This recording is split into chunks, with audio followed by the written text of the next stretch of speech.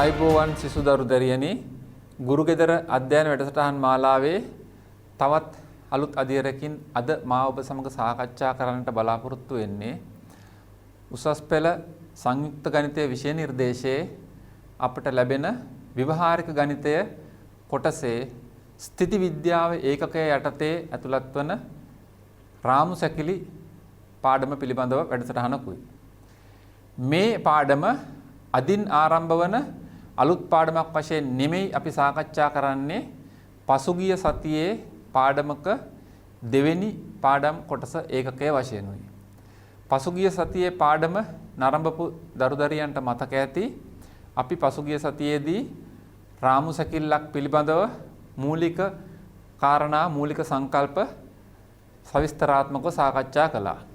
එෙහිදී අපි සාකච්ඡා කරන්නට යෙදුනා රාමු සැකිල්ලක් යනු කුමක්ද? රාමු සැකිල්ලක් සතු අපේ විෂය නිර්දේශයට යටත්ව තිබිය යුතු ගුණාංග මොනවාද කියන එක.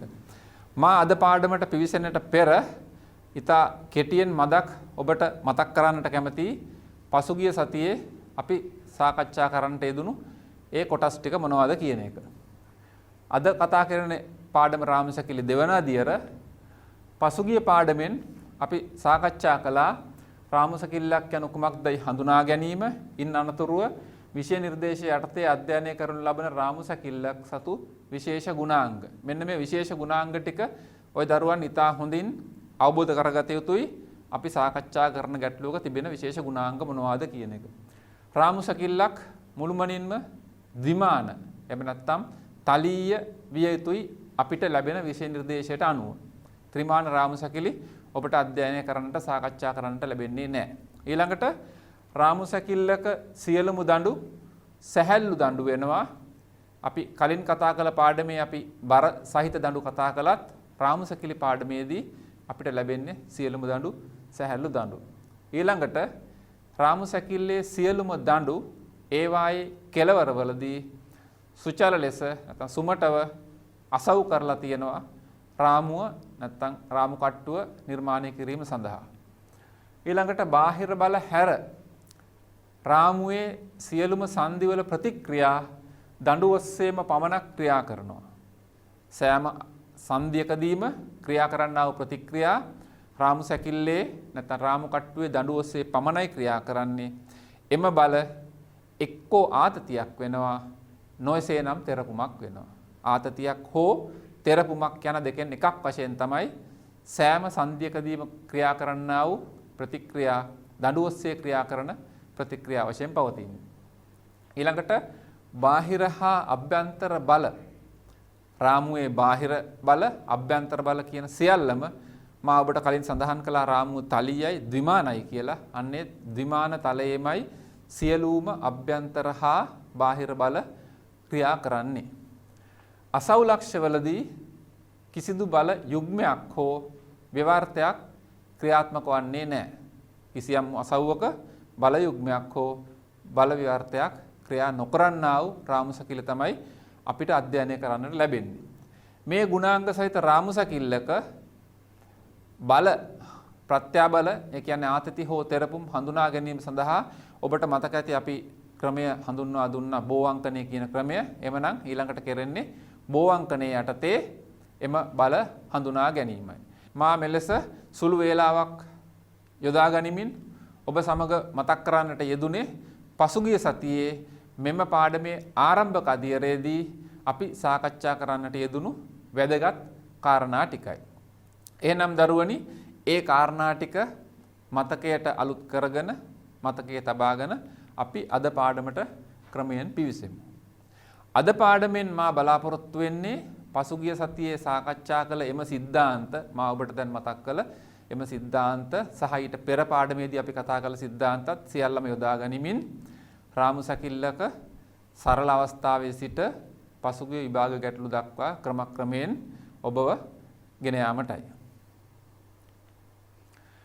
පළවෙනි ගැටලුව වශයෙන් මා මෙහිදී යොදාගෙන තිබෙනවා AB BC AC එක එකක් පිළිවෙලින් 4A 3A සහ 5A දිග ඇති සැහැල්ලු දඬු තුනක් AB BC AC සැහැල්ලු දඬු තුනක් ඒවායේ දිග අපිට ලැබිලා තියෙනවා.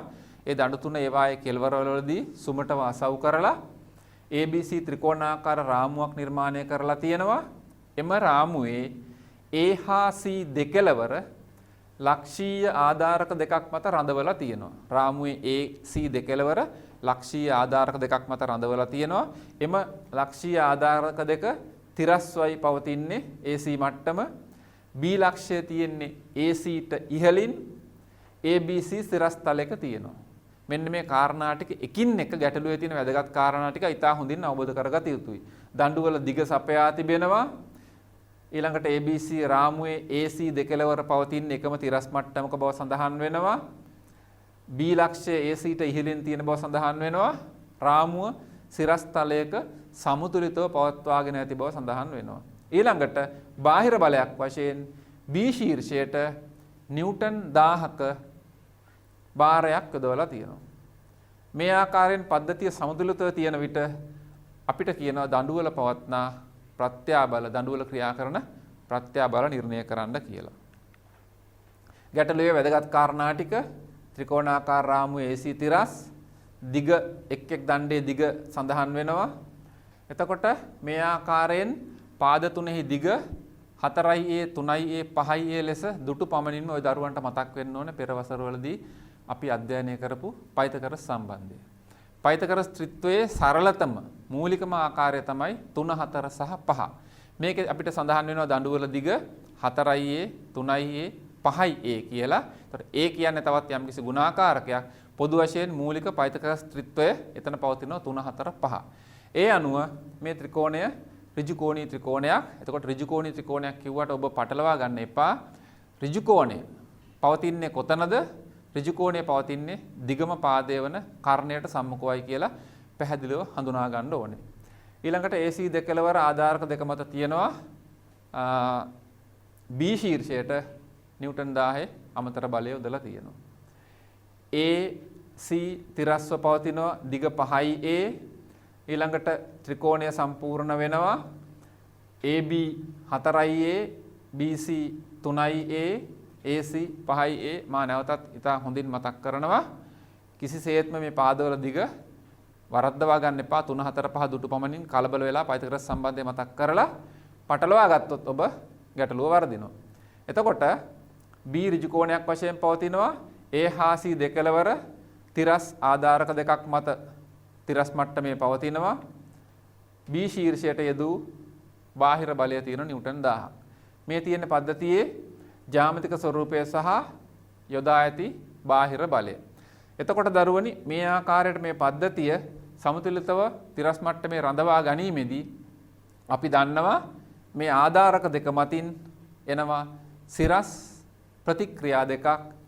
A ලක්ෂයේ RA කියලා සඳහන් වෙනවා. C ලක්ෂයේ RC කියලා සඳහන් කරලා තියෙනවා. එකම ආරකුරක් දාන්න එපා. මා ඔබට ඒක නැවතත් මතක් කරන්නම්. සමමිතික නම් පමණයි අපිට එකම අගයක් පවතිනසේ සලකන්න පුළුවන් වෙන්නේ. මේ රූපේ සමමිතික නැහැ. ඒ නිසා A ලක්ෂයේ RA සහ C ලක්ෂයේ RC අභිලම්බ ප්‍රතික්‍රියා දෙකක් සඳහන් වෙනවා. දැන් අපිට මුලින්ම තියෙන්නේ බෝවංකනයට යන්න කලින් මේ RA RC බාහිර ප්‍රතික්‍රියා බල දෙක නිර්ණය කර ගැනීමයි. ඉතා සරලව පද්ධතියේ සිරස් සමතුලිතතාව සැලකුවොත් අපිට සමීකරණයක් ලියන්න පුළුවන්. සිරස් සමතුලිතතාවය සැලකීමෙන් RA ධන RC සිරස්ව ඉහළට ක්‍රියා කරනවා. B ලක්ෂයෙන් 10 නිව්ටන් සිරස්ව පහළට ක්‍රියා කරනවා. මේ තියෙන්නේ සිරස් සමතුලිතතා සමීකරණය. ඊළඟට 1 ලක්ෂයක් වටා ගූර්ණ ගත්තොත් අපිට පුළුවනි එක් බලයක් නිර්ණය කරගන්න. එතනදී ඔබට මතක් වෙන්න ඕනේ ගූර්ණ ගන්නා ලක්ෂයේ බලය සමීකරණයට ඇතුළත් වෙන්නේ නැහැ. අනිත් බලය පමණක් ඇතුළත් වන ආකාරයට අපි A ලක්ෂයෙන් ගූර්ණ ගත්තොත් එතකොට A හරහා ක්‍රියාත්මක වන්නා වූ RA බලය ඉවත් වී RC වලගේ අපිට ලබා ගන්න පුළුවන්. එතකොට දරුවනි මේ ආකාරයට RC බලයත් එක්ක ගූර්ණය ගන්න ගියහම අපිට මේ දිග 5A RCට දුර වශයෙන් භාවිතා කරන්න පුළුවන්. B ලක්ෂයේදී ක්‍රියා කරන්නා වූ බලයට ලම්බ දුර සොයා ගන්නට ගියාම අපිට මේ රූපයේ කිසියම් කෝණයක් අවශ්‍ය වෙනවා. ඒ නිසා මා මෙතන තීටා කෝණයක් වශයෙන් සඳහන් කරනවා. නමුත් පාද තුනම දන්නා බැවින් සහ ඍජු කෝණී ත්‍රිකෝණයක් බැවින් කිසිසේත්ම මේ තීටා අඥාතයක් වශයෙන් පවතින්නේ නැහැ. මේක අපිට ඉතා සරලව හොයාගන්න පුළුවන් වෙනවා. එහෙමනම් අපි බලමු ඒ ලක්ෂ්‍ය වටා ගූර්ණ සමීකරණය ලැබෙන ආකාරය. RC බලයට ලම්බ දුර 5A 1000 නිව්ටන් බලයට ලම්බ දුර ඔබට පැහැදිලිව පේනවා මේ 1000 නිව්ටන් බලයට ලම්බ දුර එනවා මෙතනට 4A cos θ. මේ පාදයේ 4A මෙතනට විභේදනය කළාම තිරස් වෙනවා 4A cos θ 1000 Newton 4A cos θ. මෙතනින් A පොදු සාධකයේ වශයෙන් ඉවත් වෙලා RC 800යි n cos θ ලැබෙනවා. cos θ මේ ඍජුකෝණී ත්‍රිකෝණයෙන් අපිට ආදේශ කරන්න පුළුවන්. මධ්‍ය පාදයේ බෙදීම කරණය 4A බෙදීම 5A ඒ කියන්නේ 4 බෙදීම 5යි. එවනම් cos θ ගේ ආදේශ කළාම RC අගය අපිට ලැබෙනවා නිව්ටන් 640ක් වශයෙන්. මෙම RC අගය සිරස් සමතුලිතතා සමීකරණයට ආදේශ කළ විට ඉතා සරලව අපිට RA වල අගය හොයාගන්න පුළුවන් වෙනවා 360ක් ලෙස. එහෙමනම් අපි දැන් බාහිර ප්‍රතික්‍රියා බලදක නිර්ණය කරලා අවසන් වෙනවා RA සහ RC. ඒක අපි ලකුණු කර ගන්නවා රූපයේ RA 360යි නිව්ටන් RC 640යි නිව්ටන්. දැන් පද්ධතියේ බාහිර බල සියල්ල අපිට ලැබිලා ඉවරයි. දැන් අපිට තියෙන්නේ මේක බෝ අංකණයේ යටතේ පියවරෙන් පියවර සංධියක් වටා අධ්‍යයනය කරමින් දඬුවල ක්‍රියාත්මක වන්නා වූ ප්‍රත්‍යාබල නිර්ණය කර ගැනීමයි. බෝ අංකණයේ යටතේ මේ රූපය අධ්‍යයනය කිරීම සඳහා අපි රූපයේ අවකාශ අංකණය කර ගන්නවා 1 2 3 4. මෙහිදී පැහැදිලිව තේරුම් ගන්න 1 මේ අවකාශයට අපි යෙදුවොත් 1 කියන අංකය මෙතනට එනකම්ම පවතිනවා. මොකද වෙනත් බලයකින් වෙන්වන්නේ නැහැ. මේ 1 කියන අවකාශය මෙතනට එනකම්ම වෙනත් කිසිදු බලයකින් වෙන්වන්නේ නැහැ. ඊළඟට මෙතනින් මේ පැත්තට යනකොට 360 කියන බලය හරහා අවකාශය වෙන්වන බැවින් මේ එකේ ඉලක්කම මෙතෙන් එහාට ගෙනියන්න බෑ. එතනට අලුත් ඉලක්කමක් ලැබෙනවා. එහෙනම් මම යොදලා තියෙනවා 2. 2 කියන අවකාශය මෙතනට යනකම් යන්න පුළුවන්. 640 බලයෙන් එහා පැත්තට ගියාම නැවතත් 2 පරිහරණය කරන්න බෑ අපිට. ඒකට අලුත් අංකයක් එදෙනවා 3. 3 කියන අවකාශය මෙතනට එනකම් එනවා. 1000 නිව්ටන් බලයෙන් එහා පැත්තට ගියාම 3 අවකාශය නෙමෙයි. එතකොට පවතින මේ පැත්තේ අංක 1 අවකාශය. එහෙනම් රූපයේ බාහිරින් තියෙන අවකාශ ටික නම් වෙන අංකණය වෙනවා 1 2 3 කියලා. ඇතුලේ අවකාශය 4 වශයෙන් නම් කරලා තියෙනවා. දැන් අපිට පුළුවන් යම්කිසි සංධියකින් ආරම්භ කරලා බෝ අංකණය ඉදිරියට ක්‍රියාත්මක කරගෙන යන්න.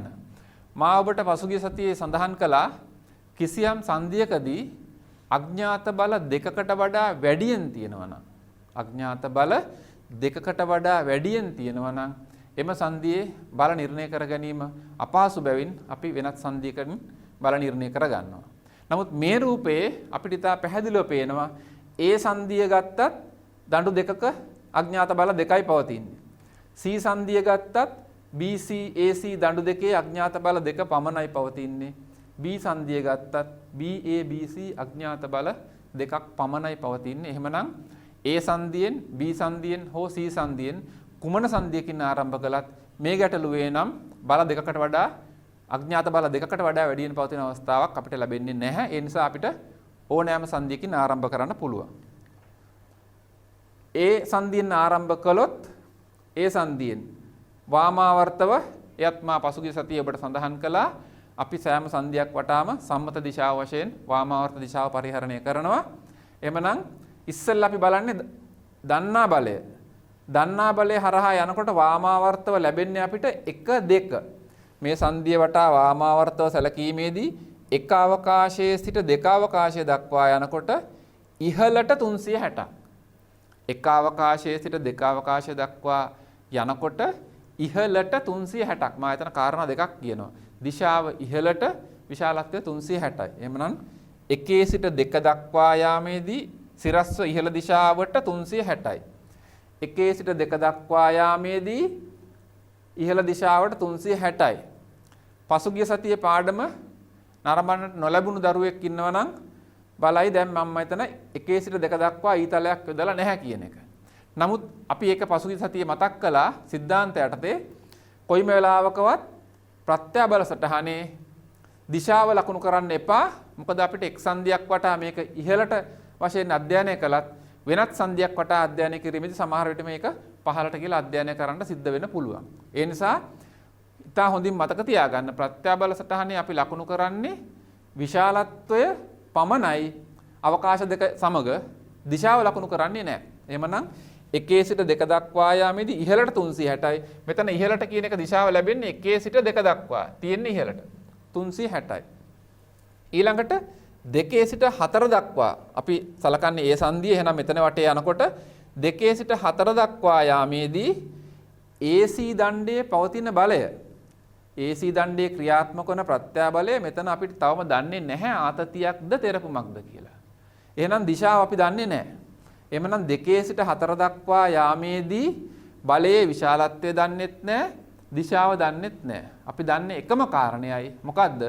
2 සිට 4 දක්වා යාමේදී ඒක තිරස්ව ක්‍රියාත්මක වන බලයක් බව පමණයි අපි දන්නේ.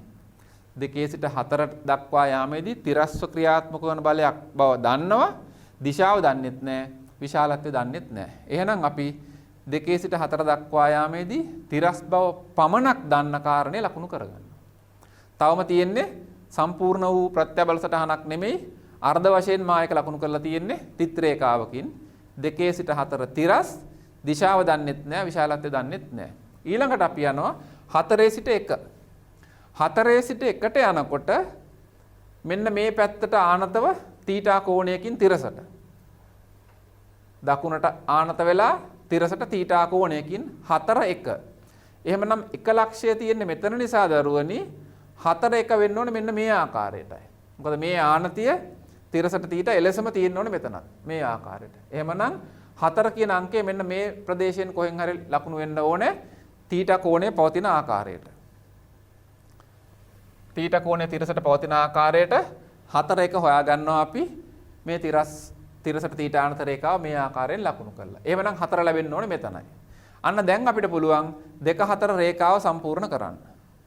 දැන් තිත් රේඛාව අවශ්‍ය නැහැ.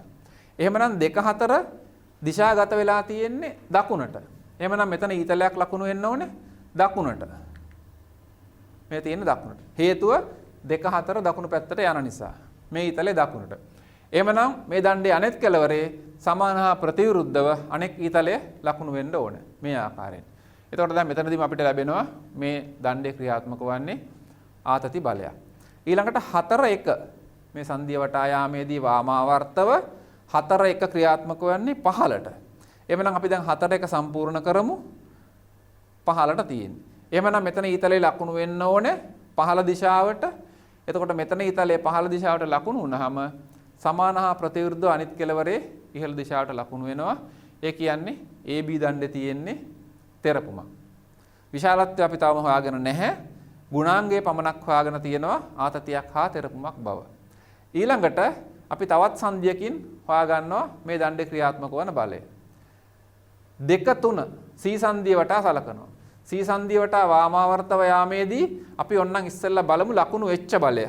4 2 මේ දිශාවට තියෙනවද?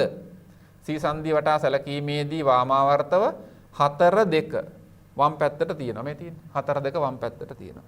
ඊළඟට 2 3 2 3 ඉහළට 640ක්.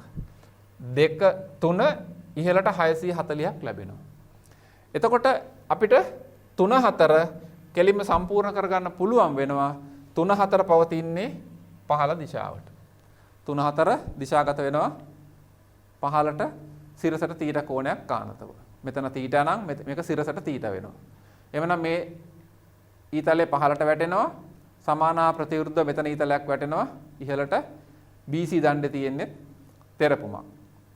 එතකොට දැන් දඬු තුනේම ක්‍රියාත්මක වන්නා වූ ප්‍රත්‍යාබල ආතතිද තෙරපුම්ද යනවග අපි නිර්ණය කරගෙන අවසానයි. නමුත් තවම අපි මේවායේ විශාලත්වයන් ලබාගෙන නැහැ. එහෙමනම් දරුවනේ දැන් අපිට තියෙන්නේ ප්‍රත්‍යාබල සටහන පාවිච්චි කරලා මේ නොදන්නා බලවල විශාලත්වයන් සොයා ගැනීමයි. උදාහරණයක් වශයෙන් AB දණ්ඩයේ පවතින බලය හොයාගන්න අවශ්‍ය නම් AB දණ්ඩයේ පවතින බලය හොයාගන්න අවශ්‍ය නම් අපි කරන්න ඕනේ AB දණ්ඩ මගින් වෙන්වන අවකාශ දෙක. 1 4 අවකාශ දෙක. 1 4 අවකාශ දෙක වෙන් වෙන්නේ AB දණ්ඩෙන්. එහෙමනම් මේ තියෙන්නේ 1 4 1 4 ප්‍රත්‍යාබලයේ විශාලත්වය ප්‍රත්‍යාබල සටහනෙන් ලබා ගන්න පුළුවන්.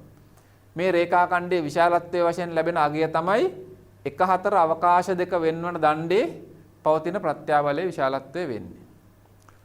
1 2 ගත්තොත් ඒක දන්නා බලයක්. 2 3 ඒකත් දන්නා බලයක්. ඊළඟට 4 3 ගත්තොත් මේ තියෙන 4 3 ලක්ෂ 2 අතර ප්‍රත්‍යාබල සටහනේ විශාලත්වය වෙන්නේ 4 3 අවකාශ දෙක වෙන්වන දණ්ඩේ ප්‍රත්‍යාබලය. එහෙමනම් අපි දැන් ප්‍රත්‍යාබල සටහන භාවිතා කරලා නොදන්නා බල ටික හොයාගමු. නැවතත් මා ප්‍රත්‍යාබල සටහන මෙතන දක්වනවා. ත්‍රිකෝණ දෙක xy වශයෙන් අපිට පහසු වෙන අංකණය කරගත්තා. එහෙමනම් අපි මේ x ත්‍රිකෝණය සැලකුවොත් x ත්‍රිකෝණය සැලකුවාම එක කෝණයක් දන්නවා, එක පාදයක විශාලත්වය දන්නවා. අපිට අනික් පාද දෙක හොයාගන්න පුළුවන්. tan θ ලිව්වොත් මේවා ඔය දරුවෝ බොහොම සරලව දන්නවා. tan θ සම්මුඛ පාදයේ බෙදීම බද්ධ පාදයේ වශයෙන් සම්මුඛ පාදයේ 360යි බද්ධ පාදයේ 2 4 වශයෙන්ම සඳහන් වෙලා තියෙනවා. එහෙනම් ඔතනින් අපිට tan θගේ රූපයේ ජ්‍යාමිතියෙන් ආදේශ කළාම 2 4 බලය හොයාගන්න පුළුවන්. රූපයේ ජ්‍යාමිතියෙන් tan θ වෙන්නේ 3 බෙදීම 4යි. රාමු සැකිල්ලේ තිබුණු අගයන් ටික 3යි 4යි 5යි ඔබට මතක ඇති. ඒ අනුව tan θ ලැබෙනවා 3 බෙදීම 4ක්. එහෙමනම් 360 බෙදීම 2 4 සමානයි 3 බෙදීම 4යි.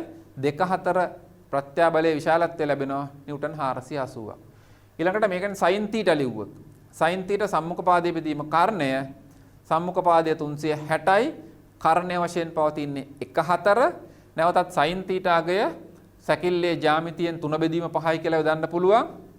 ඍජු කෝණී ත්‍රිකෝණයක් 3 4 5 පාද වූ. එහෙනම් sin θ 3 බෙදීම 5යි 1 4 අගය ලැබෙනවා නිව්ටන් 600යි කියලා. 2 4 480යි 1 4 600යි. 2 4 480යි 1 4 අගය 600යි. ඊළඟට අපි y ත්‍රිකෝණය සැලකුවොත් y ත්‍රිකෝණයේ සම්මුඛ පාදය බද්ධ පාදය දෙකම දන්නවා.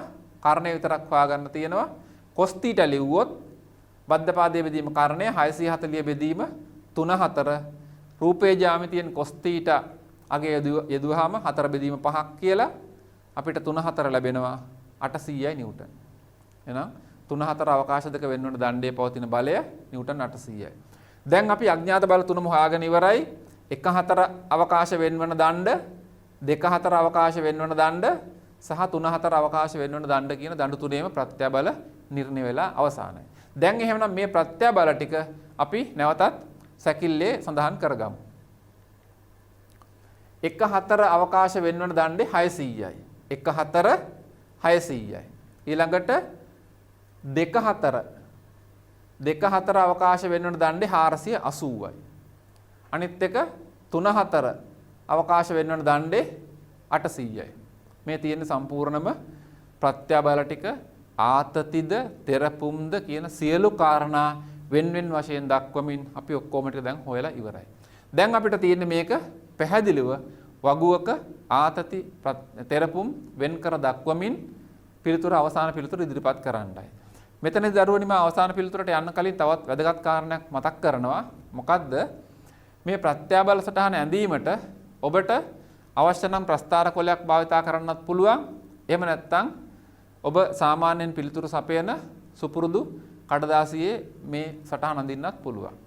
නමුත් මා පුද්ගලිකව අත්දැකීමෙන් දන්නා කාරණයක් තමයි වඩා හොඳයි ඔබ මේ ප්‍රත්‍යාබල සටහන ප්‍රස්ථාර කොලේ සඳහන් කරනවා නම්. මොකද ප්‍රස්ථාර කොලේ සඳහන් කිරීමේදී කුඩා හෝ වැරද්දකින් තොරව ඉතා නිවැරදිව අපිට පිළිතුරට යන්න පුළුවන් වෙනවා. පාදවල විශාලත්වයන් සහ කෝණ ඉතා නිවැරදිව එතනදී අපිට වැඩි කාලයක් ගත කරන්නේ නැතුව සරලව ලබා ගන්න පුළුවන් වෙන ප්‍රස්ථාර කොලේ පාවිච්චි කරොත්. නිවැරදි සටහන අඳින්න පුළුවන්. මොකද සමහර ගණන් වල ලැබිලා තියෙනවා ඉතා කුඩා වෙනස් වීමකින් උදාහරණයක් වශයෙන් 1 4 එකට ඉහළින් 4 තිබුණොත් දිශාව උඩට වෙනවා. එකට යටින් 4 තිබුණොත් දිශාව පහළට වෙනවා. එතකොට දිශාව වෙනස් වෙච්ච ගමන් ආතතිය හෝ තෙරපුම වෙනස් වෙන්න පුළුවන්. එතකොට පිළිතුර වරදිනවා. ප්‍රස්ථාර කොලේ ඇඳීමේදී ඒ වැරද්ද සිදු වෙනවා හරිම අඩුයි. එහෙමනම් අපි මේ අවසාන පිළිතුර ඉදිරිපත් කරමු වගුවකින්. මේ තියෙන ප්‍රත්‍යාබල සටහන සහ ආතති තෙරපුම් හොයාගත්තු අගයන් එක් එක් දණ්ඩේ ප්‍රත්‍යාබලය දණ්ඩ නම් කරලා තියෙනවා. ප්‍රත්‍යාබලය නිව්ටන් වලින් සඳහන් වෙනවා. ආතතියක්ද තෙරපුමක්ද කියන වග. AB දණ්ඩ. AB දණ්ඩේ තියෙන දෙපසට ඊතල දෙකක් යෙදිලා තියෙන නිසා ඔබ දන්නවා තියෙන තෙරපුමක් අගය 600යි. එහෙනම් තෙරපුම 600යි. BC දණ්ඩ. BC දණ්ඩේ තියෙන්නේ තෙරපුමක් 800යි. AC දණ්ඩේ තියෙන්නේ ආතතියක් 480යි. එතනදී දරුවනේ මම තවත් කාරණයක් මතක් කරනවා. සාමාන්‍යයෙන් අපිට විභාගයේදී මේකට ලකුණු ලැබෙන්නේ මේ අගයන් ටිකට බොහෝ විට ලකුණු 5 වෙනම ලැබිච්ච අවස්ථා තියෙනවා. උදාහරණයක් වශයෙන් 600 කියන අගයට 5යි, 800 කියන අගයට 5යි, 400 කියන අගයට 5යි. මේවා සමහර ගණන් වල වෙනස් වෙන්නත් පුළුවන්. ඊළඟට තවත් 5ක් ලැබෙනවා මේ 600 තෙරපුම කියන ගුණාංගයට. එතකොට ඔබ මේ 600 කියන පිළිතුර වැරදිලා මෙතන ලිව්වොත් අගය නිවැරදි 600යි තෙරපුම වෙනුවට ආතතිය වැරදි උත්තරයක්. ඒ නිසා එක ලකුණු 5ක් අහිමි වෙනවා. අගයට ලකුණු 5යි, ගුණාංගයට ලකුණු 5යි. හරි පිළිතුර වැරදි තැනක ලිව්වොත් එක ලකුණු 5ක් අහිමි වෙනවා. හැබැයි ඔබ වැරදි පිළිතුරක් හරි තැනක ලිව්වොත් කිසිම ලකුණක් ලැබෙන්නේ නැහැ. එhmenan 600ට 5යි තෙරපුම ගුණාංගයට 5යි, 800ට 5යි තෙරපුම ගුණාංගයට 5යි, 480ට 5යි තෙරපුම ගුණාංගයට 5යි. ඒක අනිවාර්යෙන්ම නෙමෙයි මා සඳහන් කළේ බොහෝ විට ගණන් වල ලකුණු ලැබෙන ආකාරය. එhmenan මේ පළවෙනි ගැටලුවේ පිළිතුරු සියල්ල අපි අවසාන වශයෙන් ඉදිරිපත් කරලා ඉවරයි. ආතති හෝ තෙරපුම් වෙන් වශයෙන් දක්වමින් නිර්ණය කරන්න කියලායි ලැබෙන්නේ. මේ තියෙන වෙන් වශයෙන් දක්වමින් නිර්ණය කිරීම. එhmenan දරුවනේ අපි දැන් මීට වඩා තව ටිකක් ලොකු ගානකට මේ දණ්ඩ තිබුණේ මේ සැකිල්ලේ තිබුණේ දඬු 3යි. මීට වඩා පොඩ්ඩක් වැඩි ගානකට අපි ඊළඟට යමු. දෙවෙනි ගැටලුව. දෙවෙනි ගැටලුව වශයෙන් මම අරන් තියනවා දඬු 5ක් තියෙන ඔබට පේන රූපය. හැබැයි සමාන දිග ඇති. රූපයේ දක්වා ඇත්තේ සමාන දිග ඇති සැහැල්ලු දඬු 5ක් යදු රාමු සැකිල්ලක්. එය ඒහිදී ඒ ලක්ෂයේදී අචල ලක්ෂයකට සුචල ලෙස අසව් කරලා තියෙනවා. ඒ ලක්ෂය. B ලක්ෂය ආධාරකයක් මත තියෙනවා. B ලක්ෂය තියෙනවා ආධාරකයක් මත. ඒ ලක්ෂය සුමටව අසව් කරලා තියෙනවා. AB තිරස්ව පවතිනවා. රාමුව සිරස්තලයක සමතුලිතව තියෙනවා. C ලක්ෂයෙන් නිව්ටන් 1000ක භාරයක් එල්ලලා තියෙනවා. මොනවද වැදගත් කාරණා ටික? A ලක්ෂය සුමටව අසව් කරලා තියෙනවා. B ලක්ෂයේ ආධාරකයක් මත රඳවා තියෙනවා. AB තිරස්ව තියෙනවා. C ලක්ෂයෙන් බාහිර යදු බලය තියෙනවා. සැකිල්ල සිරස් තලයක සමතුලිතව තියෙනවා.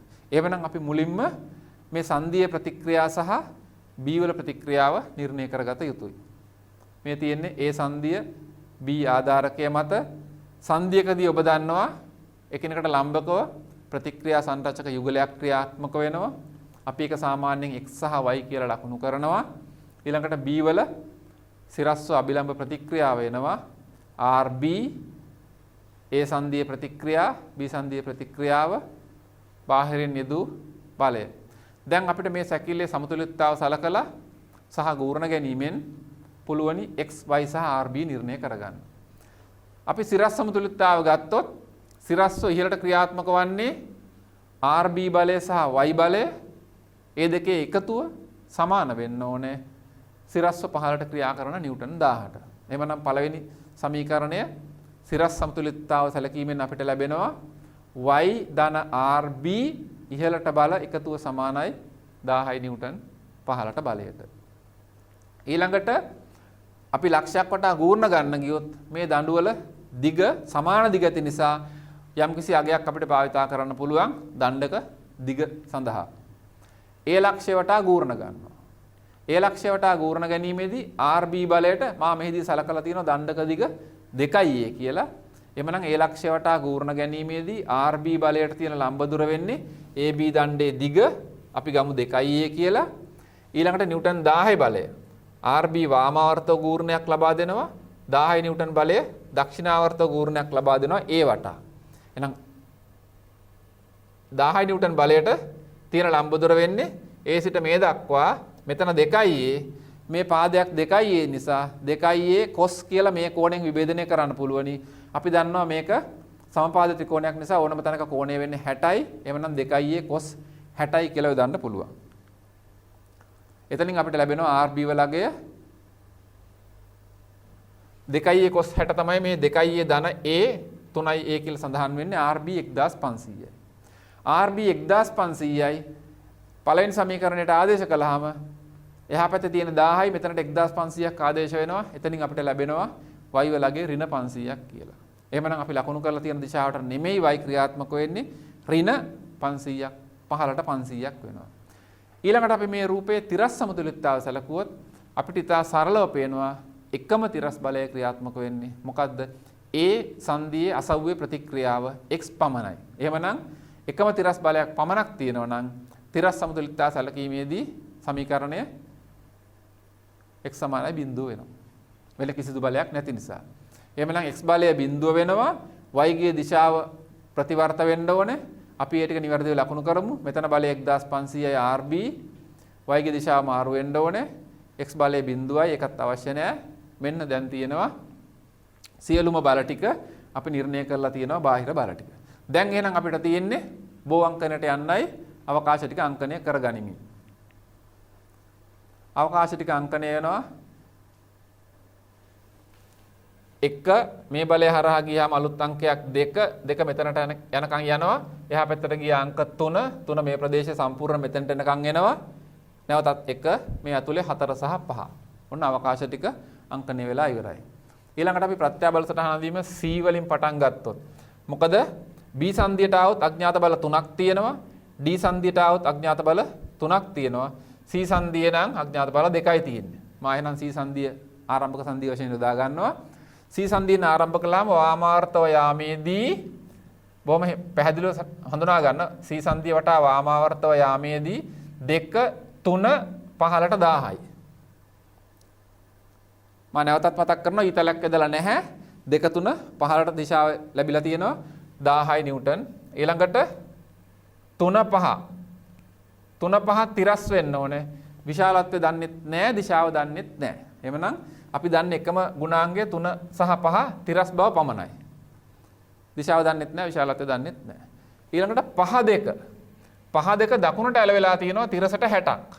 5 2 දකුණට ඇලවෙලා තිරසට 60ක්. එහෙනම් 2 මේ ලක්ෂය තියෙන නිසා තිරසට 60ක් නැත්නම් තිරසට 30ක් කාණතව 2 5 ලැබෙන්න ඕනේ. එහෙමනම් අපිට පැහැදිලි 5 මෙතන තියෙන්න ඕනේ. එතකොට 3 5 වමට දිශාගත වෙනවා. එහෙනම් මෙතන වමට ඊතලයක් වැටෙනවා. සමානා ප්‍රතිවිරුද්ධව අනිත් ඊතලේ දාගන්න. එකක්වත් මග අරින්න එපා ඊතල. ඊළඟට 5 2 5 2 උඩට ඒ ඊතලේ මෙතනින් දාන්න එපා. අපි සීලක්ෂය වටේ යන්නේ. එහෙනම් සීලක්ෂය වටේ යනකොට ඊතලේ මෙතෙන්ටයි වැටෙන්න ඕනේ. 5 2 උඩට නිසා. ප්‍රතිවිරුද්ධ ඊතලේ මෙතනට දානවා. දැන් එහෙනම් C සංදියට සම්බන්ධ දණු දෙකේ ප්‍රත්‍යාබල ගුණාංගයෙන් පමණක් නිර්ණය කරගෙන ඉවරයි. විශාලත්වය පසුව හොයමු. ඊළඟට අපි යනවා 3 1 3 1 කියන්නේ ඒ සංදියට ආවොත් වාමාවර්තව ඒ සංදියට ආයාමේදී 3 1 අවකාශ දෙක හරහා යනකොට 500ක් 15ට 3 1 500ක් 15ට තියෙනවා. ඊළඟට 1 4 තිරස් වෙන්න ඕනේ.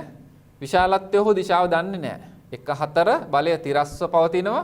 විශාලත්වය දිශාව දන්නේ නැති නිසා අපි නැවතත් චිත්‍ර රේඛාවක් අඳ ගන්නවා 1 4 ඊළඟට 4 3 තිරසට 60ක් ආනතයි නැවතත් 4 3 තිරසට 60ක් වෙන්න තුනේ ඉලක්කම මෙතන තියෙන නිසා අපිට තිරසට 60ක් නැත්නම් තිරසට 30ක රේඛාවක් අඳගත්තා මේ රේඛාවට සමාන්තරව. එතකොට අපිට ලැබෙනවා ඡේදන ලක්ෂය. එහෙමනම් 1 4 4 මෙතන විය යුතුයි. එතකොට 1 4 වමට දිශාගත වෙලා තියෙන නිසා ඒ සංදිය වටා යාමේදී වමට ඊතලයක් වැටෙනවා. ප්‍රතිවිරුද්ධ ඊතලයේ මෙතනට වැටෙනවා. ඊළඟට 4 3 උඩට සම්පූර්ණ වෙනවා. එහෙනම් ඒ සංදිය වටා යාමේදී 4 3 උඩට ඊතලයක් ලකුණු වෙනවා. ප්‍රතිවිරුද්ධ ඊතලයේ මෙතනට ලකුණු වෙනවා. දැන් ඒ දණ්ඩත් අවසానයි. ඊළඟට අපිට තියෙන්නේ මෙන්න මේ DB දණ්ඩ පමණයි අඥාතයක් වශයෙන්. අපිට ඒක මේ සංදියෙන් ගත්තත් ලබා ගන්න පුළුවන්. අපි ඉස්සෙල්ලා බලමු ලකුණු වෙලා තියෙන බල හරියද කියලා. 1 2 ඉහළට 1500 1 2 ඉහළට 1500ක් තියෙනවා. 2 5 15ට 2 5 15ට. එතකොට 5 4 5 4 ලකුණු වෙන්නේ කොහොමද?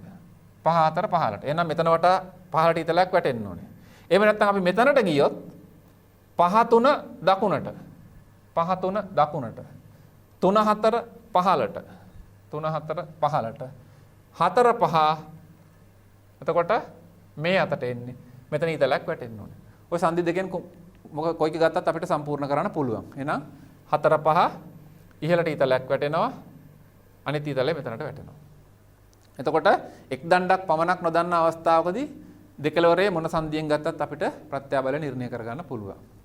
දැන් අපි සියලු ප්‍රත්‍යාබල ගුණාංග වශයෙන් හොයාගෙන තියෙනවා. දැන් අපිට තියෙන්නේ ප්‍රත්‍යාබල සටහනේ එක් එක් පාදයේ දිග ඒ බලයේ විශාලත්වය වශයෙන් ගණනය කරගන්න එකයි. මේ තියෙන ප්‍රත්‍යාබල සටහන. 2 3 5 ත්‍රිකෝණය ගත්තොත් 2 3 5 ත්‍රිකෝණයේ tan 60 සම්මුඛ පාදයේ බෙදීම බද්ධ පාදය 1000 බෙදීම 5 3 එතනින් අපිට 5 3 අගය ලැබෙනවා 10ට මූල 3යි. ඊළඟට අපි sin 60 ලිව්වොත් සම්මුඛ පාදයේ බෙදීම කර්ණය 1000 බෙදීම 2 5 sin 60 අගය ආදේශ කළාම මූල 3 බෙදීම 2 අපිට ලැබෙනවා 2 5 අගය. ඊළඟට මෙතන ඒ අගයන් ටික ලකුණු කරගත්තා 3 4 5 ත්‍රිකෝණය. 3 4 5 ත්‍රිකෝණය සැලකුවාම මේක සමපාද ත්‍රිකෝණයක් 60යි 60යි සමපාද නිසා 1000 බෙදීම මූල 3 අගය අපිට මේ පාද වලට යොදා ගන්නත් පුළුවන්.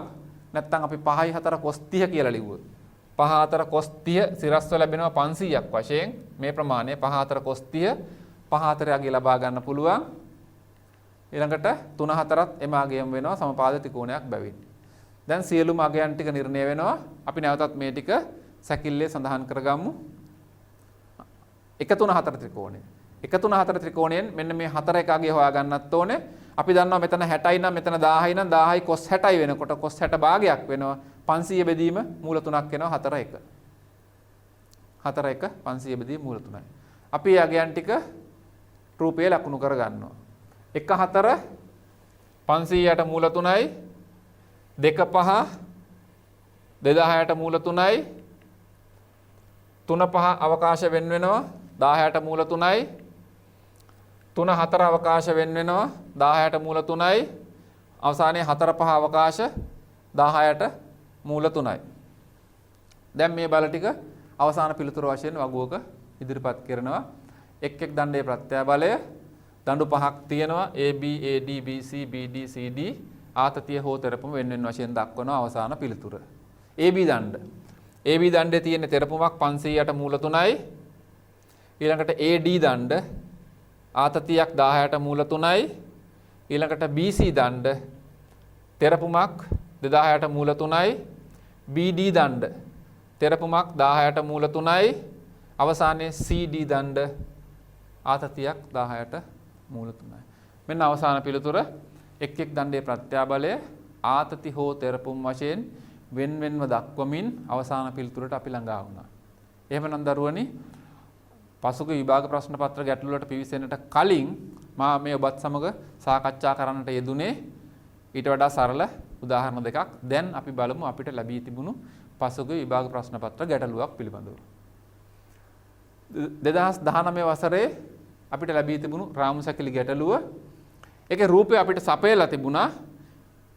රූපය සපයලා තිබුණොත් පහසුයි. නොවේසේනම් ගැටලුවේ තියෙන කාරණා ටික අනුව අපි ඊටා නිවැරදිව රූපය තීරණය කරගන්න ඕන. රූපයේ පෙන්වා ඇති රාමු සැකිල්ල ඒවායේ කෙළවරවලදී සුමට ලෙස සංදි කළ දඬු ටිකක් දීලා තියෙනවා. සහැල්ලු දඬු 5කින් සමන්විත වෙනවා. AB CB දඬු වල දිග සමානයි කියලා දීලා තියෙනවා අගයක්. A කියලා CD දණ්ඩේ දිග 2a කියලා දීලා තියෙනවා. ඊළඟට BAC කෝණය 5/6 5 බෙදීම 6 බව සඳහන් වෙනවා. රාමු සැකිල්ල A වලදී අචල ලක්ෂයකට සුමටව අසව් කරලා තියෙනවා. තවත් කාරණා තියෙනවා දත්ත වශයෙන් D සංදියේදී W භාරයක් යොදලා තියෙනවා. AC සිරස්ව පවතිනවා. AC සිරස්ව CD තිරස්ව පවතිනවා. සිරස් තලයක රාමු සැකිල්ල සමතුලිතව තියෙනවා. C සංදියේදී AB දණ්ඩට සමාන්තරව C සංදියේදී AB දණ්ඩට සමාන්තරව රූපයේ පෙන්වා ඇති දිශාවට P බලයක් යොදලා තියෙනවා. ඔන්න සියලු දත්ත ටික අපිට කියනවා බෝවංකනයේ භාවිතයෙන් DBC සංදි සඳහා බෝවංකනයේ භාවිතයෙන් DBC සංදි සඳහා ප්‍රත්‍යබල සටහනක් අඳින්න. එනයින් ආතතිද තෙරපුම්ද යන්න ප්‍රකාශ කරමින් දඬු පහේම ප්‍රත්‍යබල හා P අගය සොයන්න. එතකොට කරන්න ඕන වැඩ ටිකත් සේරම පැහැදිලිව ගැටලුවේ ඉදිරිපත් වෙනවා. අපි දැන් බලමු එහෙනම් මේ ගැටලුව පියවරෙන් පියවර ඉදිරියට යන ආකාරය. මේ තියෙන මේ රූපය, ඒ කියන්නේ ඔබේ උත්තර පත්‍රයේ අඳ ගන්නා රූපය මේ තියෙන්නේ. ඒකේ අවකාශ ටික අංකණය වෙනවා. 1 W හරහා ගියා 2. මෙතන ප්‍රතික්‍රියා ක්‍රියාත්මක වෙනවා. අපි දන්නේ නැහැ කොහොමද කියලා. අපෙන් අහන්නෙත් නැහැ, අපි දන්නෙත් නැහැ. ඒ නිසා අපි එතන බලයක් කරා යනවා කියලා අලුත් අවකාශයක් අරන් තියෙනවා. මේ 2 මෙතෙන්ට එනකම් විතරයි එන්නේ අවකාශය. ඒ සංදිය ප්‍රතික්‍රියාවෙන් පස්සේ වෙනත් අගයක් ලැබෙනවා. 5 මේ බලයෙන් එහාට යනකොට ආයි 1 වෙනවා. ඇතුලේ අවකාශ දෙක 3 හා 4 වෙනවා. ප්‍රත්‍යබල සටහන අපි D සංදියෙන් ආරම්භ කළොත් D සංදිය වාමාවර්තව සලකන්න ඕනේ. D සංදිය වටා යාමේදී මුලින්ම දන්නා බලය මොකද්ද? 1 2. 1 සිට 2 දක්වා යාමේදී වාමාවර්තව 1 සිට 2 දක්වා යාමේදී පහළට W කියන බලයක් අපිට මුණ ගැහෙනවා. එහෙනම් 1 2 පහළට W කියලා ප්‍රත්‍යබල සටහන ආරම්භ කරන්න ඕනේ. ඔය තියෙන්නේ 1 2 පහළ දිශාවට තියෙන W බලය. ඊළඟට 2 3 2 3 බලයේ විශාලත්වය දන්නෙත් නැහැ, ඊතලයක් මෙතන නැහැ කියන දිශාව දන්නෙත් නැහැ. ආනතිය පමණයි දන්නේ. මෙතන 30යි සමදිපාදී ත්‍රිකෝණයක්, මෙතන 30යි. එහෙනම් මෙතන 60යි ඍජුකෝණී ත්‍රිකෝණයක්, නැවතත් මෙතන 30යි. එහෙමනම් 2 3 බලය තිරසට 30ක් ආනතයි වමට ඇලයි. 2 3 බලය තිරසට 30ක් ආනතයි වමට ඇලයි. ඔය තියෙන්නේ අසම්පූර්ණ රූපය. 2 3 බලය තිරසට 30ක් ආනතයි වමට ඇලයි. ඊළඟට 3 1 තිරස්ව පවතින්න ඕනේ. 1 මේ ස්ථානයේ පවතිනවා. 3 1 තිරස්ව පවතින නම් අපිට ඉතා පැහැදිලි 3 1 රේඛාව මෙන්න මේ ආකාරයට පවතින්න ඕනේ. එහෙමනම් ඡේදන ලක්ෂ්‍ය අංක 3 විය යුතුයි. එහෙමනම් 2 3 උඩට. 2 3 ඉහළ දිශාවට තියෙන ඊතලයක් ලකුණු වෙනවා. ප්‍රතිවිරුද්ධ ඊතලය මෙතන ලකුණු වෙනවා. ඊළඟට 3 1 දිශාගත වෙලා තියෙනවා දකුණට. එතකොට 3 1 බලය දකුණු පැත්තට යොමු වෙනවා. දකුණට ඊතලයක් ප්‍රතිවිරුද්ධ ඊතලය ලැබෙනවා. එතනින් අපි ගියොත් B සංදිය දැන් තියෙන අඥාත බල 2යි. B සංදිය අඥාත බල 2 නිසා අපිට B සංදියට යන්නත් පුළුවනි. එතකොට 2 4 B සංදිය වටා වාමාවර්ත යාමේදී ලකුණු වෙච්ච බලය හරිද කියලා බලමු. 3 2 15ට. මේ තියෙන 3 2 15 දිශාවට. ඊළඟට 2 4 සිරසට 30ක් ආනතයි වමට ඇලයි. 2 4 සිරසට 30ක් එහෙම නැත්නම් තිරසට 60ක් ආනතයි වමට ඇලයි. ඊළඟට 4 3 දකුණට ඇලයි තිරසට 60ක්. 4 3 දකුණට ඇලයි තිරසට 60ක්. මේ තියෙන 4 3 මෙතෙන්ට ලැබෙනවා කියලා දැක්වෙනවා. මම නැවතත් ඒක දක්වන්නම්. 2 4 4 3. එතකොට අංක 4 මේ ස්ථානයේ ලැබෙනවා. එහෙමනම් 2 4 උඩට දිශාගත වෙනවා. මෙතන උඩට ඊතලයක් ලකුණු වෙන්න ඕනේ. ප්‍රතිවිරුද්ධ ඊතලයේ ලකුණු වෙන්න ඕනේ. 4 3 15ට ලැබෙනවා. මෙතන 15ට ඊතලය ප්‍රතිවිරුද්ධ ඊතලය. දැන් අපිට දඬුවල ප්‍රත්‍යාබල AC හොයන්න තියෙනවා. එතකොට 4ෙන් ආරම්භ වෙනකොට 4 5 සිරස් බලයක්. මේ ලක්ෂ්‍ය වටා ගියොත් 4 5 C වටා. C වටා යාමේදී 4 5 සිරස් බලයක් වෙනවා. ඊළඟට 5 1 5 1 කියන්නේ මේ P බලය. මේ රේඛාව පොඩ්ඩක් දිගට ඇඳගත්තොත් අපිට පැහැදිලි 5 1 අවකාශ දෙක වෙන් වෙනවා P බලයෙන්. එම බලයත් මේකට සමාන්තරයි කියලා ගැටලුවේ දීලා තිබුණා. එහෙනම් 5 1 බලය තිරසට 30 නිසා තිරසට 60යි 5 1 බලය. 5 ලක්ෂය මේ ස්ථානයේ ලැබෙනවා අපිට. එහෙනම් 4 5 උඩට තියෙනවා 5 1 15ට ලැබිලා තියෙනවා. මේ දිශාව දීලා තියෙනවා 15ට කියලා. සියලු බල ටික අපි දැන් ගුණාංග වශයෙන් හොයාගෙන අවසానයි. ඊළඟට අපි මේ මෙතනට ලැබිලා තිබුණ ලකුණු 30ක් මේ ප්‍රත්‍යාබල සටහනෙන් විශාලත්ව ටික අපි දැන් නිර්ණය කරගත යුතුයි. විශාලත්වය නිර්ණය කරගන්න ගියාම අපි ප්‍රත්‍යාබල සටහනේ ජ්‍යාමිතික ගුණාංග ඉතා හොඳින් සලකමු. 60යි 30යි මේ පාද දෙක සමාන්තරයි. මොකද ගැටලුවේ සපයා තිබුණා P බලය සමාන්තරව ක්‍රියාත්මක වෙනවා කියලා AB පාදයට. එතනින් අපිට මේ කොටස ලැබෙනවා සමාන්තර ආශ්‍රයක් වශයෙන්. 1 2 ත්‍රිකෝණයේ 1 2 3 ත්‍රිකෝණයේ සලකුවොත් 1 2 3 ඍජු කෝණීය ත්‍රිකෝණයක් sin 30 සම්මුඛ පාදයේ බෙදීම කර්ණය සම්මුඛ පාදයේ W කර්ණය 2 3 sin 30 අගය ආදේශ කළාම අපිට ලැබෙනවා 2 3 අගය 2W කියලා. ඊළඟට 2W වගේ සඳහන් වෙනවා. ඊළඟට tan 30 tan 30 සම්මුඛ පාදයේ බෙදීම බද්ධ පාදය W බෙදීම 1 3 tan 30 අගය 1 යට මූල 3යි ආදේශ වෙනවා. එතනින් W වල අගය අපිට 1 3 අගය ලැබෙනවා මූල 3යි W කියලා. 1 3 අගය මූල 3යි W. 2 3 4 ත්‍රිකෝණය සැලකුවොත් දැන් මේ 2යි W තියෙන්නේ 2 3 පාදයට මූල 3යි W තියෙන්නේ 1 3 පාදයට ඊළඟට අපි 2 3 4 2 3 4 ඒකත් අපිට ඉතා පැහැදිලි මෙතන අංශක 30යි 60යි නිසා ඍජු කෝණීය ත්‍රිකෝණයක්. එhmenan 2 3 4 ත්‍රිකෝණයෙන් tan 30 මේ කෝණය tan 30 ලිව්වොත් සම්මුඛ පාදයේ බෙදීම බද්ධ පාදය 3 4 බෙදීම බද්ධ පාදයේ හොයාගෙන තියෙනවා 2W කියලා. tan 30 අගේ 1යට මූල 3ක් ආදේශ වෙනවා 3 4 බෙදීම 2W. එතනින් 3 4 අගේ අපිට ලැබෙනවා හරස් ගුණිතයෙන් 2W බෙදීම මූල 3ක් කියලා. 3 4 අගේ 2W බෙදීම මූල 3යි. ඒ ත්‍රිකෝණයම සලකලා අපි sin 30 ලිව්වොත් sin 30 සම්මුඛ පාදයේ බෙදීම කර්ණය. එතකොට සම්මුඛ පාදයේ දැන් දත්තයක් වශයෙන් තියෙනවා අපි හොයාගෙන නිසා sin 30 සම්මුඛ පාදයේ බෙදීම කර්ණය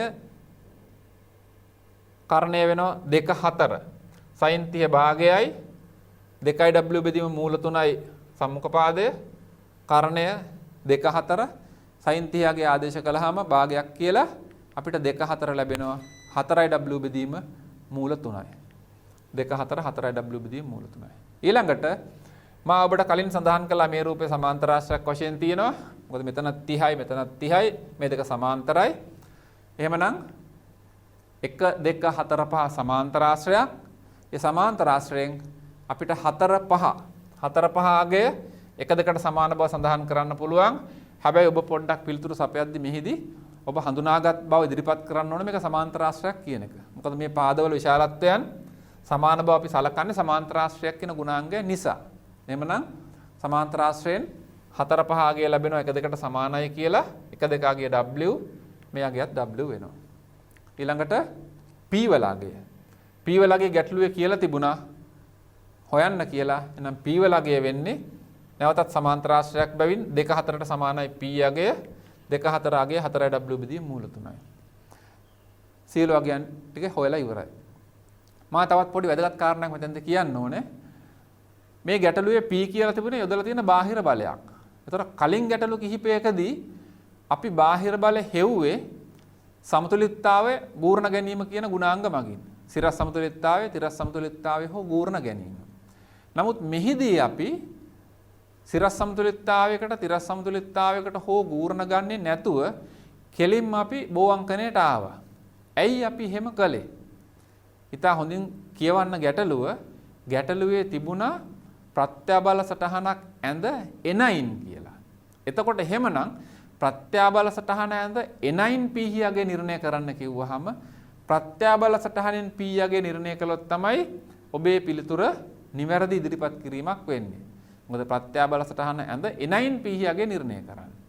නිකම්ම P යගේ නිර්ණය කරන්න කියලා දීලා තිබුණා නම් ක්‍රමයක් නොකිය. එතකොට අපිට සිරස් සමතුලිතතාව, තිරස් සමතුලිතතාව සහ ගූර්ණ ගැනීම කියන ගුණාංග වලින් ප්‍රත්‍යාබල සටහනට එන්න කලින් සරලව නිර්ණය කරගන්න තිබුණා.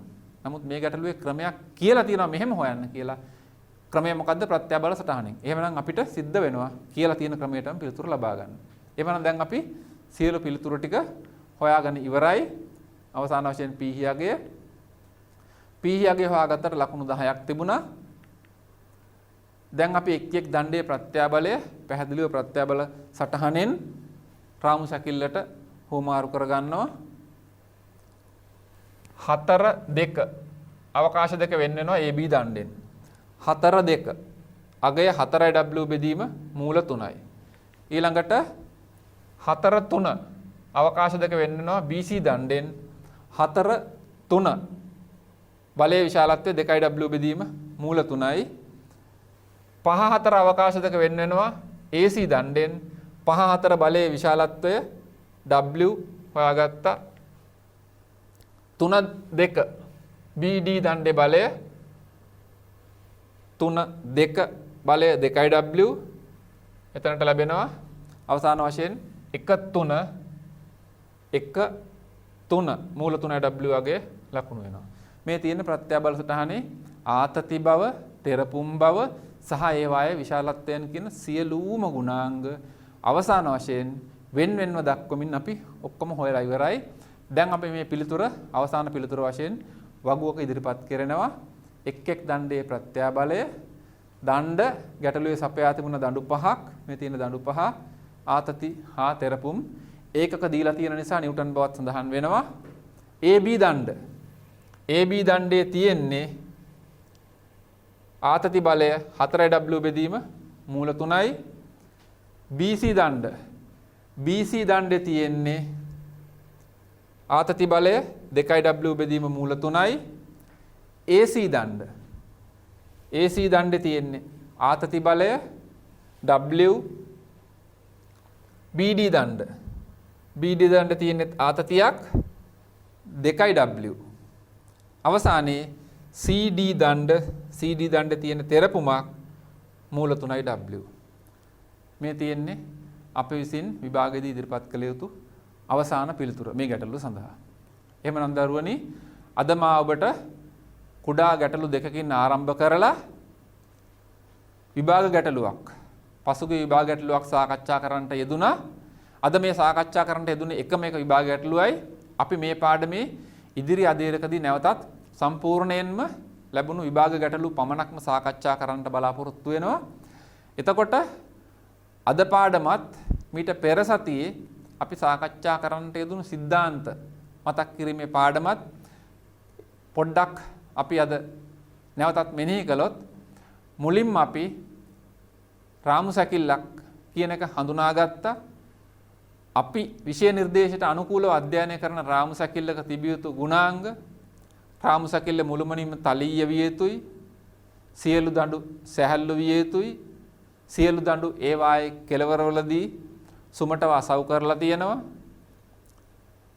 බාහිරින් යෙදෙන බල සියල්ලම එකම තලයේ ක්‍රියාත්මක වෙනවා, දඬුවල අභ්‍යන්තර බල සහ බාහිර බල සියල්ලම සැකිල්ලේ තලයේම ඒකතලව ක්‍රියාත්මක වෙනවා, සියලුම දඬුවල ප්‍රත්‍යාබල එක්ක ආතති හෝ තෙරපුම් වෙනවා, සියලුම දඬුවල ප්‍රත්‍යාබල ආතති හෝ තෙරපුම් වෙනවා. මා නැවතත් තව පොඩි මතක් කිරීමක් කරනවා. නමුත් සමහර විට දරුවනි අපිට ලැබෙන ගැටලුවක ආතති හෝ තෙරපුම් කියන ගුණාංග දෙකට අමතරව ශුන්‍ය බලයක් ක්‍රියාත්මක වන ගැටලුවක් ලැබෙන්නත් පුළුවන්. එවැනි අවස්ථා ලැබුණු පසුගිය විභාග ගැටලු පවතිනවා. ඒ නිසා සියලුම දඬුවල බල එක්කෝ ආතති හෝ තෙරපුම් විය යුතුයි. නමුත් ආතතියක් හෝ තෙරපුමක් කියන දෙකෙන් එකක්වත් ක්‍රියාත්මක නොවි ශුන්‍ය බලයක් ක්‍රියාත්මක වන, ඒ කියන්නේ බලයක් නැති දණ්ඩක් පවතින්නත් පුළුවන්. බලයක් නැති දණ්ඩක් යම්කිසි රාමු සැකිල්ලක තියෙනවා නම් ඒ කියන්නේ ඒ දණ්ඩ ඒ රාමු සැකිල්ලේ පවත්වා ගැනීම අවශ්‍ය වෙන්නේ නැහැ. මොකද ඒ දණ්ඩෙන් රාමු සැකිල්ලට ප්‍රයෝජනයක් වෙන්නේ නැහැ. එහෙම දඬු තියෙන්නත් පුළුවන් අපිට ලැබෙන ගැටලුවක. එහෙමනම් එවැනි ගැටලුවක් බෝ අංකණයෙන් අපි කොහොමද ආතති හා තෙරපුම් ප්‍රත්‍යාබල වෙන වෙන වශයෙන් හඳුනාගන්නේ? ඒ අනුව කොහොමද ප්‍රත්‍යාබල සටහන ඇඳලා අපි අවසාන පිළිතුර කරා ළඟා වෙන්නේ? අවසාන වශයෙන් කියනවා නම් ගැටලුවට සපයන සම්පූර්ණ ලකුණු ප්‍රමාණය අපි නිවැරදිව උපයාගන්නේ කොහොමද කියන එක. මොකද ওই දරුවන්ගේ අවසාන අභිප්‍රාය බලාපොරොත්තු වෙන්නේ උපරිම ලකුණු ප්‍රමාණයක් උපයා ගැනීමයි. එහෙමනම් දරුවනි මේ සමගම මා ඔබට තවත් ඉස්මතු කරලා දක්වන්න යන පොඩි කාරණයක් තියෙනවා. මොකද්ද? මේ ගැටලුවේ අපි දැක්කා ප්‍රත්‍යාබල සටහන ඇඳ එනයින් පීහියගේ නිර්ණය කරන්න කියලා දීපු නිසා ප්‍රත්‍යාබල සටහන ඇඳ එනයින් පීහියගේ නිර්ණය කරන්න කියලා ගැටලුවේ අපිට කියලා තිබිච්ච නිසා අපි මුලින්ම සිරස් සමතුලිතතාව, තිරස් සමතුලිතතාව හෝ ගුණ ගැනීමකට යන්නේ නැතුව කෙලින්ම අපි ආවා බෝ අංකණයට. අවිල්ල ප්‍රත්‍යාබල සටහනෙන් පීහියගියත් හොයාගත්තා. එහෙම කළේ මේ ගැටලුවේ කියලා තිබිච්ච නිසා. මා එතකොට මෙහිදී ඔබට මතක් කරන්න යන්නේ මේ අනුව අපිට පේනවා අපිට අවශ්‍ය නම් සිරස් සමතුලිතතා, තිරස් සමතුලිතතා ගුණ ගැනීමෙන් බාහිර බල ලබා ගන්නවත් පුළුවන්. එහෙම නැත්නම් ඒ සිරස් සමතුලිතතා තිරස් සමතුලිතතා ගුණ ගැනීම සම්පූර්ණයෙන්ම පැත්තකට දාලා ඒව අමතක කළා මුළුමනින්ම බෝවංකණයෙන්ම පමණක් බාහිර බලත් හොයාගන්නත් පුළුවන්. අපි ඒක මේ ගැටලුවේ දැක්කා. සමතුලිතතාව සලකන්නේ නැතුව කෙලින්ම බෝවංකණයේ සමතුලිතතාව තමයි සලකන්නේ.